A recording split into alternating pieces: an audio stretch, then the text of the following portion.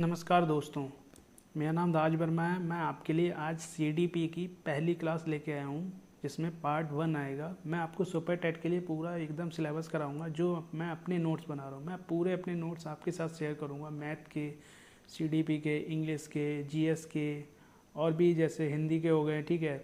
और जो जितने भी सब्जेक्ट आएंगे, करंट अफेयर, पूरा करंट अफेयर आपके सामने सिलेबस का वो करूँगा। जो भी मैं मुझे लगते हैं, जो सर जो भी मैं जिससे पढ़ूंगा, जो भी किताब से पढ़ूंगा, जो भी मैं मोस्ट एक्सपेक्टेड क्वेश्चन बनाऊंगा, ठीक है, वो सब मैं आपके साथ यूट्यूब पे ऑनलाइन एकदम फ्री आपके साथ शेयर करूंगा, ठीक है। मैं जो भी नोट्स बनाऊंगा आपको बिल्कुल फ्री प्रोवाइड करूंगा। अगर किसी को इसकी PDF भी चाहिए होगा ना, मैं पूरी PDF प्रोवाइड कर दूंगा, ठीक है, कोई दिक्कत नहीं है। अगर कोई भी आपको दिक्कत लगती है, जैसे भी को समझ में नहीं आता, आप मेरे को कमेंट कर देना, मैं आपको 24 घंटे के अंदर रिप्लाई कर दूंगा, ठीक है। उसके बाद भी दिक्कत आती है तो मैं उस पर एक सेपरेट वीडियो बना दूंगा कोई भी टॉपिक पे, ठीक है। इसके बाद, ठीक है। और जो भी टॉपिक्स, जैसे जो नोट्स बनाते जाऊंगा ना, वो आप अगर नोट्स बनाना चाहे बना दीजिएगा, मैं आपको उसके PDF भी शेयर कर दूंगा, ठीक है। कोई दिक्कत नहीं है अगर आपको ऐसे ही पढ़ना है, लेकिन मैं आपके साथ पूरे अपने जो नोट्स बनाऊंगा पूरे आपके साथ शेयर करूंगा, कोई दिक्कत नहीं। अगर आपको अच्छा लगता है तो आप चैनल को जरूर सब्सक्राइब करिएगा और दोस्तों के साथ शेयर भी करिएगा, ठीक है। चलिए, इसमें पहला टॉपिक आपका रहेगा लर्निंग कर्व। लर्निंग कर्व क्या होता है? अधिगम वक्र। लर्निंग कर्व हम पढ़ते क्यों हैं? लर्निंग कर्व हम इसलिए पढ़ते हैं, जैसे भी कोई बच्चा है, ठीक है, वो स्कूल जाता है, घर में रहता है, खेलता है। अब जैसे बच्चा के अलावा कोई भी और भी इंसान होते हैं जिनकी बड़ी एज होती है, जो मिडिल एज में होते हैं, युवावस्था, बाल्यावस्था, किशोरावस्था। अब इनकी क्या होती है ना, एक पढ़ने की अवस्था होती है, लर्निंग की एज, लर्निंग की वो होती है स्टेज। जैसे कभी कभी क्या होता है, बच्चा छोटा होता है तो उसकी लर्निंग की स्टेज क्या है, बड़ा होता है उसकी स्टेज क्या है। उन्हीं लर्निंग के स्टेजेस को मतलब काउंट करने के लिए, एक ग्राफ में प्रदर्शित करने के लिए लर्निंग कर्व लाए गए, जिसको 1885 में हरमन एबिंगहॉस ने सबसे पहले लर्निंग कर्व्स को परिभाषित किया, ठीक है। मतलब 1885 में हरमन एबिंगहॉस ने सबसे पहले लर्निंग कर्व के बारे में बताया, ठीक है। इन्होंने 4 टाइप के कर्व बताए, ठीक है। इन्होंने 4 टाइप के कर्व बताए हैं, ठीक है, जिसमें से पहला आपका कर्व है नकारात्मक कर्व। नकारात्मक को ऋणात्मक भी कर्व कहते हैं, ठीक है। इसको उन्नतोदर उत्तल कर्व भी कहते हैं। इंग्लिश में इसको कॉन्वेक्स कहते हैं। हिंदी में 4 नाम है, किसी भी नाम से आ सकता है। उन्नतोदर वैसे ज़्यादातर ये और ये ज़्यादा आता है, उन्नतोदर और उत्तल कर्व, ठीक है। इंग्लिश में तो एक ही नाम है, कॉन्वेक्स। इसमें क्या होता है? Negative curve. अब इसमें क्या होगा, पहले कोई भी चीज़ तेज होगी, जैसे आपने कोई भी लर्निंग होगी, पहले तेज होगी फिर धीरे होती जाएगी, ठीक है। अब इसमें क्या होता है? उन्नतोदर। उन्नतोदर मतलब उदर, पेट निकला हुआ। पेट अगर आपका निकल आता है तो क्या होता है? नेगेटिव साइन होता है ना, पेट कम करना। पेट अगर निकल आए तो वापिस सारी मतलब वो बीमारी होती है। ये आपके लिए एक ट्रिक होगी जो एग्जाम में समझने के लिए, ठीक है। वैसे तो पढ़ते रहेंगे तो अपने आप पता चल जाएगा। उन्नतोदर होता है नकारात्मक, इसमें तेज से धीमे की ओर प्रोसेस चलती है, ठीक है। इसको कहते हैं उत्तल या कॉन्वेक्स कर्व, ठीक है। उसी प्रकार दूसरा आता है सकारात्मक या वर्धन, या इसको कहते हैं नतोदर। नतोदर क्या होती है? कॉनकेव कर्व होता है, ठीक है। सकारात्मक, वर्धन, नतोदर या अवतल कर्व, ठीक है। इसमें क्या होती है, पहले आपकी लर्निंग की स्टेज होगी धीमी। पहले धीमी है, एक धीमी चल रही थी, बिल्कुल धीमे, मतलब एकदम धीमे धीमे, एकदम से पूरी तेज़ हो गई, ठीक है। तो ये धीमे से तेज की ओर चलता है, ठीक है। इसको कहते हैं नतोदर कर्व। नतोदर धीमे से तेज, उन्नतोदर तेज से धीमा, ठीक है। ये चिन्ह याद रखना, ये मतलब कर्व याद रखना, ये जरूर पूछे जाते हैं, ठीक है।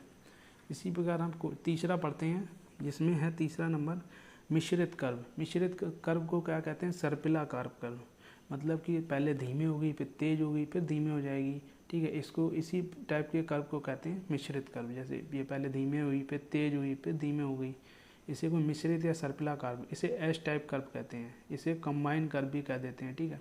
इसका चिन्ह ये हो जाएगा, पहले धीमे थी, फिर तेज, फिर धीमे, इसी को सर्पिलाकार कर्व कहते हैं। इसको हम ऐसे ही बना सकते हैं एग्जाम्पल में, ठीक है।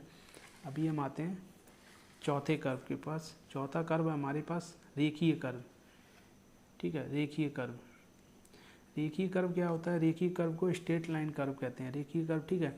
इसमें क्या होती है, लर्निंग की स्टेज एक समान रहती है, मतलब स्टार्टिंग से अंत तक। लेकिन ये कर्व दे रखा है, एज ए क्वेश्चन में पूछा भी जाता है, लेकिन ये संभव नहीं है। ये गति इसमें क्या होता है ना, हमारी कोई सीखने की गति ना हमेशा समान नहीं होती, ये असंभव है, लेकिन दे रखा है स्ट्रेट लाइन कर्व क्या होता है एग्जाम में पूछने के लिए। ठीक है, इसमें मैंने लिख भी रखा है गति हर समय समान नहीं होती, ये असंभव है। ठीक है, इसको स्ट्रेट लाइन कर्व कहते हैं। अच्छा, लर्निंग प्लेट्यू भी आते हैं इसके बाद। लर्निंग प्लेट्यू, लर्निंग प्लेट्यू क्या होते हैं, अधिगम पठार। अधिगम पठार ये एक मतलब अधिगम पठार क्या है, सामान्य प्रक्रिया होती है। ठीक है, मैं एक बात सीधे कर लेता हूँ बिल्कुल की, जिससे कि आपको पूरा दिखता रहे। ठीक है, अभी पूरा दिख रहा है।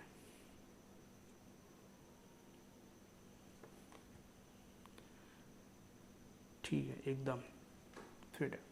अधिगम पठार को कहते हैं लर्निंग प्लेट्यू। ये एक सामान्य प्रक्रिया होती है अधिगम पठार। जैसे कोई हम कुछ भी लर्निंग करते हैं, लर्निंग करते करते एक समान प्रक्रिया आती है कि उसके बाद मतलब एकदम बिल्कुल प्लेट्यू क्या होता है, एकदम समतल पट, वो उसे पठार कहते हैं। एकदम जैसे हम कोई भी ज्ञान ले रहे एक टाइम के बाद हमें वहाँ पे एकदम समान लगने लगता है कि हाँ, मतलब जैसे हमारी कोई पढ़ने की क्षमता होती है ना, जैसे पढ़ने की क्षमता हमारी 4 घंटे हो, 4 घंटे के बाद क्या है, अगर 4 घंटे की क्षमता है और 4 घंटे के बाद हम केवल कॉपी लेके बैठे ही रहेंगे और कुछ नहीं करेंगे। ठीक है, तो इससे कहते हैं लर्निंग में एक टाइम पे प्लेट्यू आ जाता है, पठार आ जाता है, समानता आ जाती है, इसे लर्निंग प्लेट्यू कहते हैं। जब लर्निंग की गति में कोई बदलाव नहीं आता है तो लर्निंग रुक जाती है। वैसे ही मैंने बताया ना, पठार क्या होता है, ये हो जाता है ऐसे, फिर ऐसे चलता जाता है, ये पठार होता है, फिर ऐसे ऐसे सिंपल, ये प्लेट्यू होता है, और ये होते हैं लर्निंग कर्व बनते रहते हैं, जो छोटा बड़ा, ये प्लेट्यू होता है। ठीक है, ठीक है, ऐसी बात मैंने तो, जब लर्निंग में कोई भी बदलाव नहीं आता तो लर्निंग रुक जाती है। इसका कारण क्या होता है, इसमें क्या होता है, कारण का पता लगाना। ठीक है, रीज़न को कंट्रोल करें, मतलब कारण का पता लगा के हम, इसमें क्या होता है, कारण का पता लगाएंगे क्यों प्लेट्यू हुआ है, और इसमें रीज़न को कंट्रोल कर सकते हैं। रीज़न क्या होते हैं, लैक ऑफ नॉलेज, ज्ञान की अगर कमी होती है तब ही लर्निंग प्लेट्यू होता है। अब जैसे कोई चीज़ पढ़ा रहे हैं, पढ़ाते पढ़ाते भूल गए, अब यार याद करने लगे, लेकिन क्लास में खड़े हैं याद नहीं आ रहा है, इसे कहते हैं learning plateau. Lack of motivation, प्रेरणा की भी कमी हो सकती है, हमारे अंदर प्रेरणा नहीं होगी तो भाई क्यों हम स्कूल जाएंगे, तो लर्निंग प्लेट्यू हो जाएगा। फिजिकल लिमिट, शारीरिक सीमा भी हो सकती है, मतलब शारीरिक सीमा। ठीक है, उसके बाद मेंटल लिमिट, मानसिक क्षमता भी हो सकती है। मेंटल क्षमता जैसे मानसिक क्षमता, हम कोई चीज़ पढ़ा रहे हैं एकदम, ठीक है, वो हम मानसिक, अब हमारे दिमाग में पल्ले नहीं पड़ रहा है, तो उसको कहते हैं मेंटल लिमिट। हमारी मेंटल लिमिट इतनी है, हम इससे ज़्यादा नहीं समझ सकते।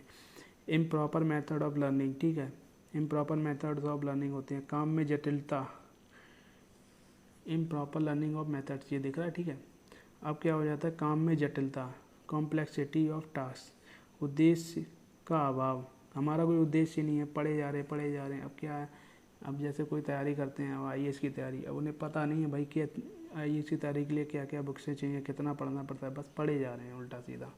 अब इसमें निदान क्या होता है, निदान के लिए, डायग्नोस्टिक के लिए एक ही तरीका होता है, 3-4 तरीके मैं बता दे रहा हूँ। अच्छे मेथड का यूज करना, use of best method of teaching, motivate करते रहना चिल्ड्रन को, मतलब कि मोटिवेट करते रहेंगे ना तो फिर उसकी प्लेट्यू नहीं आएगा, जैसे लैक ऑफ मोटिवेशन नहीं आएगा। लर्निंग ऑब्जेक्टिव्स, अब लर्निंग ऑब्जेक्टिव्स और उसकी व्यवहारिक उपयोगिता भी बताओ, लर्निंग ऑब्जेक्टिव्स और उसकी व्यवहारिक उपयोगिता भी बताओ। ठीक है, लर्निंग ऑब्जेक्टिव्स की व्यवहारिक उपयोगिता भी बताओ कि हाँ लर्निंग हमें क्यों करनी है, उसका उद्देश्य बताओ कि हम लर्निंग पढ़ते हैं क्यों करते हैं। लर्निंग मतलब कोई भी, जैसे हम टॉपिक पढ़ा रहे हैं, जैसे हमने मैथ में पढ़ा है हाइट एंड डिस्टेंस पढ़ा है, अब उसे ये बता दो हाइट एंड डिस्टेंस आपके फ्यूचर में क्या यूज आएगा, किस में यूज आएगा। हाइट एंड डिस्टेंस किस में होता है, मकान बनाने में जानतर यूज होता है। मकान बनाते हैं तो उसके खंबा लगाते हैं, उसमें देखते हैं कि इतने कर्व होना चाहिए उसमें, ठीक है, दीवार कितनी सीधी होनी चाहिए, उसमें लेंटर में कितने बाई कितने का लगना चाहिए। ठीक है, लर्निंग ऑब्जेक्ट्स भी होता है। तो इसी प्रकार जो भी टॉपिक हम पढ़ाते हैं, अदर सब्जेक्ट में कुछ भी हो सकता है। ठीक है, तो जो भी टॉपिक पढ़ाएंगे तो हम उसमें उसको बता देंगे, उद्देश्य बता देंगे, तो उसे सरल हो जाएगा कि हाँ उसको पढ़ना क्या है, आखिर में मतलब उसका उद्देश्य क्या है पढ़ाने का, तो जल्दी समझ में आएगा। ठीक है, हर बच्चे की वैयक्तिक भिन्नता को ध्यान में रख कर पढ़ाएँ। हर बच्चा है ना उसको देख कर पढ़ाएँ कि हाँ मतलब इसकी अगर स्लो स्टडी है, स्लो पढ़ता है तो उसको धीरे धीरे समझाएं। ठीक है, धीरे धीरे समझाते रहें, मतलब और भी बच्चे होंगे फास्ट होंगे, उनको साथ पढ़ाएं तो एक ही साथ, लेकिन उस पर ज़्यादा थोड़ा ध्यान दे दें अलग से। ठीक है, विश्राम देते रहें। अब बीच में क्या होता है, बच्चे हैं ना थोड़ा पढ़ा दें, जैसे थोड़ा टॉपिक कर दिया, बीच में मजाक कर दिया हल्का सा, तो बच्चे खुश रहते हैं, उसमें इंटरेस्ट आता रहता है, मोटिवेट होते हैं, हाँ सर ये अच्छा पढ़ा रहा है, इससे ही पढ़ेंगे, इससे ट्यूशन लगवा लेते हैं घर से, मम्मी से कहेंगे इससे ट्यूशन लगवा लें। ठीक है, ये होती है लर्निंग प्लेट्यूम की डायग्नोस्टिक की, ठीक है, डायग्नोस्टिक के लिए। अब हम करते हैं लर्निंग डिसेबिलिटी। लर्निंग डिसेबिलिटी क्या होती है? अधिगम अक्षमताएँ। ठीक है, टॉपिक छोटा सा है, अभी 2-4 मिनट में ख़त्म हो जाएगा, लेकिन काफ़ी सारे मैं आपके लिए टॉपिक लाऊंगा धीरे धीरे। अभी मैं ये टॉपिक पहला ले रहा हूँ क्योंकि ये एग्ज़ाम में 1 नंबर का ज़रूर आएगा। ठीक है, इससे 1 नंबर का 100% आएगा, या तो डिसेबिलिटी पूछ लेगा या किसी की मतलब जैसे इसमें दे रखा है कि इसमें लर्निंग कर्व्स को किसने दिया, या ये 3-4 में से कोई पूछ सकता है, लर्निंग प्लेट्यू में से कोई भी पूछ सकता है। ठीक है, तो मैं पढ़ाऊँगा आपको लर्निंग डिसेबिलिटी। ठीक है, लर्निंग डिसेबिलिटी क्या होती है? 1963 में सैमुअल क्रिक ने इसके बारे में सबसे पहले बताया। अब ये क्या होता है? भाषा लेखन से संबंधित विकार जो शारीरिक, मानसिक व अन्य कारणों की वजह से होते हैं। ठीक है, भाषा लेखन और गणितीय तीन तरह से होता है ये, मतलब लर्निंग डिसेबिलिटी भाषा में हो सकता है, ठीक है, आपके लेखन में होता है, गणितीय में होता है, डिस्कैल्कुलिया हो सकता है, लेखन में क्या होता है डिस्ग्राफिया हो सकता है, भाषा में हो सकता है डिसलेक्सिया हो सकता है। ठीक है, इससे संबंधित शारीरिक व मानसिक या अन्य कारणों की वजह से होते हैं ये विकार। ठीक है, ये स्थायी होते हैं। ठीक है, अच्छा ये मतलब जो विकार होते हैं ना, डिसेबिलिटी होते हैं, स्थायी होते हैं, इनमें हम चेंजमेंट तो कर सकते हैं लेकिन हम पूरी तरह इनको समाप्त नहीं कर सकते हैं। ठीक है, ये बायोलॉजिकल और साइकोलॉजिकल भी होते हैं। हाँ, ये मतलब क्या होता है? बायोलॉजिकल आपके माता पिता के संतान, आपके पुराने में किसी भी अगर परिवार में किसी को भी है तो आपको भी हो सकते हैं, और साइकोलॉजिकल भी हो सकते हैं, साइकोलॉजिकल भी इफेक्ट इसमें पड़ता है। ठीक है, अब दूसरा क्या है? दूसरा इसमें क्या है? ये केंद्रीय तंत्रिका तंत्र में विकार के कारण होते हैं, मतलब कि सेंट्रल नर्वस सिस्टम में प्रॉब्लम है। मतलब अगर ये कुछ भी विकार है तो समझ लो आपके सेंट्रल नर्वस सिस्टम में प्रॉब्लम होती है। जैसे कुछ बच्चे नहीं होते, हकलाते हैं, ठीक है, कुछ बच्चों की हड्डियाँ टेढ़ी होती हैं, कुछ बच्चे ना लिख नहीं पाते, लिखते हैं टेढ़ा टेढ़े हाथ से। ठीक है, अब CBSE वाले नहीं कह देना, CBSE वालों की राइटिंग काफ़ी ज़्यादा ख़राब होती है, लेकिन वो कर्व में लिखते हैं। ठीक है, उसमें उनसे नहीं कंपेयर करना। ठीक है, वो कर्विंग राइटिंग होती है, वो अच्छी होती है। ये बाई बर्थ या अर्जित भी हो सकती हैं। ठीक है, ये मतलब ये बाई बर्थ भी होते हैं। ठीक है, बाई बर्थ भी या अर्जित भी, किसी से मिल भी सकते हैं, आपके माता पिता से। ठीक है, अब हम पहला ले रहे हैं पठन संबंधी प्रॉब्लम विकार। ठीक है, इसमें होता है पठन संबंधी में डिसलेक्सिया। डिसलेक्सिया क्या है? 1887 में रुडोल्फ बर्लिन ने पहली बार इस शब्द का प्रयोग किया। इसमें डिस का मतलब होता है कठिन, लेक्सिस का मतलब होता है भाषण। डिसलेक्सिया होता है 1887 में रुडोल्फ बर्लिन ने पहली बार इस शब्द का प्रयोग किया। इसमें क्या होता है? पठन विकार होता है। ठीक है, इसमें क्या करेगा? टब को बट पड़ेगा। ठीक है, नाम को मान पड़ेगा, पठन धीमा या अशुद्धता होगी, पठन धीमी होगी। ठीक है, पठन क्रिया धीमी होगी या अशुद्धता होगी उसमें। ठीक है, मतलब डिसलेक्सिया मैन होता है पठन विकार। ठीक है, अब हम दूसरा लेते हैं, एक मिनट,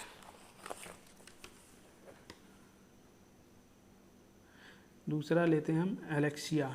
ये आपने सुना नहीं होगा, ये यूपी टेट में नहीं आता, लेकिन ये सुपर टेट के लिए हम पूरा डिटेल पढ़ेंगे, क्योंकि सुपर टेट में कुछ भी पूछ सकता है। हमें एक भी क्वेश्चन छोड़ना नहीं है। 20 नंबर की CDP आती है, 10 नंबर की इंग्लिश आती है, 20 नंबर की मैथ आती है, और मतलब 40 नंबर पे पूरी लैंग्वेज आती है, तो वो पूरी हम करवाएंगे आपको। ठीक है, संस्कृत, हिंदी और इंग्लिश धीरे धीरे करवाऊँगा एक एक क्लास लेके। एलेक्सिया क्या होता है? पढ़ने और सीखने की शक्ति का लोप हो जाना, इसे कहते हैं एलेक्सिया। ठीक है, हाइपरलेक्सिया, ये भी आपने पहली बार सुना होगा, हाइपरलेक्सिया।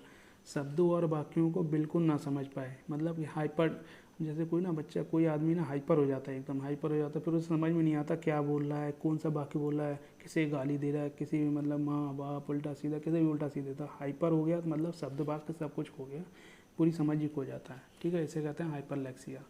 लेखन बेकार क्या होता है? डिसग्राफिया। डिसग्राफिया होता है अपठनीय बेकार होता है, हैंड राइटिंग नहीं होगी, पेंसिल को सही से नहीं, पठनीय बेकार होता है, हैंड राइटिंग सही नहीं होगी, पेन या पेंसिल को पकड़ने का तरीका दोषपूर्ण होगा। ठीक है, पेन या पेंसिल को सही से नहीं पकड़ पाएगा, जैसे हम ऐसे पकड़ते हैं, अब वो ऐसे पकड़े उल्टा सीधा उनका ना, कभी भी हम लोग 3 उंगलियों से पकड़ते हैं, वो कभी 3 उंगलियों से नहीं पकड़ते हैं, वो हमेशा ऐसे बीच में पकड़ते हैं, तो इनको डिसग्राफिया में ला सकते हैं। अब क्या होता है? अग्राफिया। अग्राफिया क्या होता है?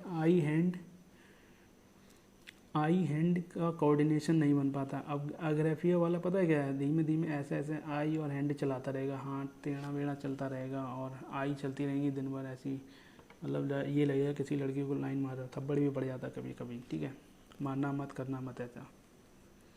डिस्प्रैक्सिया, डिस्प्रैक्सिया क्या होता है, चित्रांकन या लेखन संबंधी विकार, ठीक है, इसको कहते हैं चित्रांकन डिस्प्रैक्सिया। प्रैक्सिया का मतलब लेखन संबंधी विकार या चित्रांकन में, चित्रांकन और लेखन संबंधी विकार को डिस्प्रैक्सिया कहते हैं। अब गणितीय विकार होता है, गणितीय विकार क्या होता है, डिसकैलकुलिया, कैलकुलिया में कैलकुलेशन में प्रॉब्लम होगी। हम जैसे कोई भी कोड एडिंग करते हैं, ठीक है, इसमें एडिंग किया है सबसेट किया, हम लोग क्या करते हैं राइट से करते हैं, राइट से करते हैं 5 2 7 2 4। अब वो क्या करेगा, वो लेफ्ट से स्टार्ट करेगा, गारंटीड है इसमें वो लेफ्ट से ही स्टार्ट करेगा। जैसे हम लोग राइट से करते हैं उसको बता देंगे, बहुत एक्सपीरियंस करवा देंगे, उसके बाद भी कभी कभी गलती करेगा, ठीक है, इससे कहते हैं डिसकैलकुलिया, गणितीय संबंधी विकार। संचार से संबंधित, संचार से संबंधित क्या होता है, संचार से संबंधित होता है डिस्फेजिया, भाषा से संबंधित विकार, बोल नहीं पाएगा, ठीक है, डिस्फेजिया में क्या बोल नहीं पाएगा सही से, ठीक है, भाषा संबंधित विकार होता है डिस्फेजिया। अभी लाते हैं नया एकदम। अच्छा, आपने पढ़ा होगा डिस्मॉर्फिया, डिस्मॉर्फिया में क्या होता है, मॉर्फ मतलब होता है भ्रम, मॉर्फी का मतलब होता है भ्रम, ठीक है, डिस्मॉर्फिया भ्रम संबंधी विकार। डिस्थीमिया, डिस्थीमिया का मतलब होता है तनाव संबंधी विकार। ये दोनों आ जाते हैं कभी कभी एग्जाम में, ठीक है, और ये हो जाएगा। अब इसमें कुछ अदर्स होंगी, अदर्स के लिए, ठीक है, अदर्स में पहली होती है ऑटिज्म। ऑटिज्म क्या होता है, स्वलीनता। और ऑटिज्म में क्या होगा, एक ही बात को बार बार रिपीट करेगा, कोई भी बात है बार बार रिपीट करता रहेगा, मामा बाबा चाचा चाचा, हाँ, कोई भी अगर जैसे बड़ा है, मतलब बड़ी अवस्था में है तो वो बार बार उसी बात को कहेगा, बार बार रिपीट करेगा, सामाजिकता नहीं होगी उसके अंदर, ठीक है, और आई कांटेक्ट आपसे नहीं बना पाएगा, ठीक है, आपसे आई कांटेक्ट सही से नहीं बना पाएगा, ठीक है। उसमें धीरे धीरे इसकी और प्रक्रिया होगी, क्या, मैं आपको नाम बता दे रहा हूँ, ये अग्रेफिया की, और धीरे धीरे की उसमें भी आई और हैंड कांटेक्ट नहीं बन पाते, ठीक है। जैसे कि मूवी मैंने देखी my name is Khan movie में, ये भी इसमें मतलब उसको ऑटिज्म ही था। अब एक और है इसमें, क्या है, ADHD। ADHD क्या होती है, attention deficit hyper active disorder. इसमें हाइपर एक्टिव होता है डिसऑर्डर, मतलब कि एकदम मतलब संतुलन नहीं बना पाता है इसमें ADHD में, ठीक है। PTSD का है पोस्ट ट्रॉमेटिक स्ट्रेस डिसऑर्डर। इसमें आदमी स्ट्रेस में ज़्यादा रहता है, पोस्ट ट्रॉमेटिक, पास्ट में कोई घटना हुई तो उसको सोचता रहेगा, ठीक है, उसके हिसाब से स्ट्रेस लेता रहेगा, तो PTSD इसमें होता है। सेरेब्रल पाल्सी, मस्तिष्क पक्षाघात, सेरेब्रल पाल्सी ये आता है, इंपॉर्टेंट है, मैं लिख दे रहा हूँ, ठीक है। ब्रेन का एक हिस्सा या पूरा ब्रेन डैमेज हो जाता है, सेरेब्रल पाल्सी, मस्तिष्क पक्षाघात। इसमें ब्रेन का एक हिस्सा या पूरा ब्रेन डैमेज हो जाता है, तो इस जैसे कि एग्जांपल में स्टीफन हॉकिंस। अच्छा, कुछ क्वेश्चन ले रहा हूँ। सीखने के वक्र या अभ्यास द्वारा सीखने की गति या उन्नति की सीमा का ग्राफ पर प्रदर्शन, ये परिभाषा है, ये गेट्स ने दी। अच्छा, इसमें क्या है, सीखने के वक्र अभ्यास द्वारा सीखने की मात्रा, गति और उन्नति की सीमा का ग्राफ पर प्रदर्शन, ठीक है, गति सीमा, जैसे कि क्या है, ट्रिक कर लेते हैं, गेट्स व अन्य दी है ये परिभाषा, ठीक है। अब हम पढ़ेंगे कैसे, स्कूल के गेट में एंट्री करते हैं तभी तो हमारी उन्नति, गति और मात्रा का प्रदर्शन होता है, ठीक है। अब हम स्कूल में जाएंगे ना तभी तो हमारी उन्नति होगी, हमारी गति बढ़ेगी पढ़ाई में, हम मात्रा मतलब कुछ मात्रा वात्रा के में जान पाएंगे, ठीक है। ये एकदम एक से ट्रिक है। तो अगर सीखने के अभ्यास द्वारा सीखने की मात्रा, गति या उन्नति ऐसे बढ़ाए हैं तो गेट्स व अन्य मार देना। अब इसमें दे रखा है अस्थिबाधित बच्चों में डिस्ग्राफिया हो गया, लिख नहीं पाएगा, ठीक है। जैसे अस्थिबाधित क्या होगा, हड्डियाँ टेढ़ी होंगी, तो उस हड्डियाँ टेढ़ी हैं, हड्डियों में मतलब अस्थिबाधिता है, ठीक है, तो उसमें कौन सी बीमारी होगी, डिस्ग्राफिया ज़्यादा पाएगा। हड्डी टेढ़ी है, हाथ की हड्डी टेढ़ी, कैसे लिख पाएगा, ठीक है। कुष्ठ रोग को हैंसन रोग कहा जाता है। ये क्वेश्चन है, जीके का भी है और इसमें दे रखा था, ठीक है, मुझे पढ़ाया गया था तो मैंने आपको बता दिया ये क्वेश्चन टाइप में। कुष्ठ रोग को हैंसन रोग कहा जाता है, ठीक है। अगर वीडियो आपको अच्छी लगे तो लाइक करना और शेयर करना, अपने दोस्तों के साथ सब्सक्राइब कर लेना और अपने दोस्तों को बताना, ठीक है, शेयर जरूर कर लेना, ठीक है, और चैनल को सब्सक्राइब कर लेना। धन्यवाद। वीडियो को यहीं समाप्त करता हूँ, धन्यवाद।